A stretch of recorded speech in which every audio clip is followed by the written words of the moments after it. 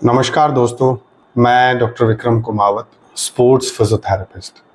Slip disc एक common problem है आज के सिनेरियो में। स्लिप डिस्क होने के कई कारण हो सकते हैं, परंतु सबसे पहले जानने की ज़रूरत है कि स्लिप डिस्क होता क्या है। स्लिप डिस्क बेसिकली गर्दन में या कमर में होता है और बीच वाले हिस्से में भी हो सकता है, बट बीच वाले हिस्से में जहाँ पर थोरेसिक वाला एरिया होता है वहाँ पर रिब का केज होता है, रिब का जाल होता है, जिसके कारण स्लिप डिस्क होने के चांसेस बहुत कम होते हैं। जो ज़्यादातर स्लिप डिस्क होने के चांसेस होते हैं वो आपकी लंबर में और आपकी जो गर्दन जिसको सर्वाइकल बोलते हैं उसमें होने का चांसेस होता है। स्लिप डिस्क सबसे ज़्यादा जो लंबर में होता है वो L4, L5, L5S1 में होता है।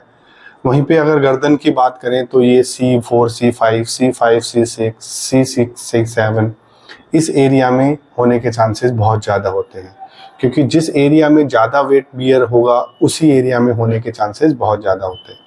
स्लिप डिस्क में क्या होता है कि जो आपकी जो दो हड्डियों के बीच में जो गद्दी होती है, डिस्क जिसको बोलते हैं, वो खिसक के पीछे जाके नस को दबा देती है और वो हर्निएशन या बल्जिंग ऑफ डिस्क हो जाती है, पीछे चली गई, इसलिए उसको स्लिप डिस्क बोल दिया और इसी के कारण वो नस को दबा रही है।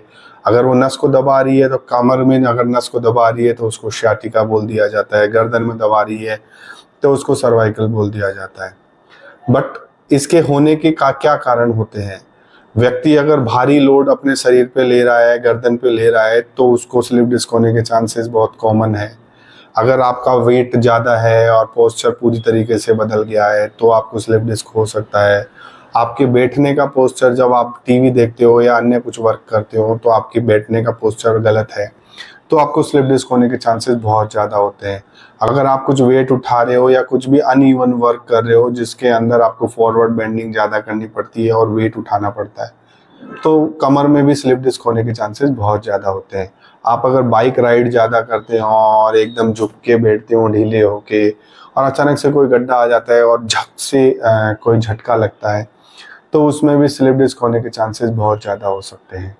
तो अगर आपको स्लिप डिस्क हो रहा है तो यह 4 से 6 हफ्ते या 6 से 8 हफ्ते में आपको रिलीफ मिल सकता है, बशर्ते आपको जो आपके थेरेपिस्ट या जो आपको ट्रीटिंग सर्जन या फिर जो भी जिसको आप दिखाते हैं उनकी पूरी तरीके से सलाह माने तो।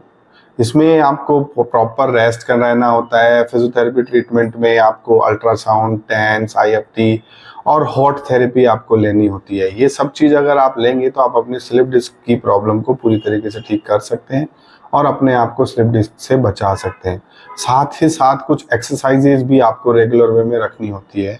अगर वो एक्सरसाइजेज आप अगर रेगुलर वे में रखते हैं तो आपको स्लिप डिस्क होने के चांसेस बहुत कम होते हैं, क्योंकि आपकी मसल्स बिल्डअप हो जाती हैं। जब एक बार आपकी मसल बिल्डअप हो गई तो वो उस डिस्क को आसानी से जाने पीछे की तरफ नहीं देंगी।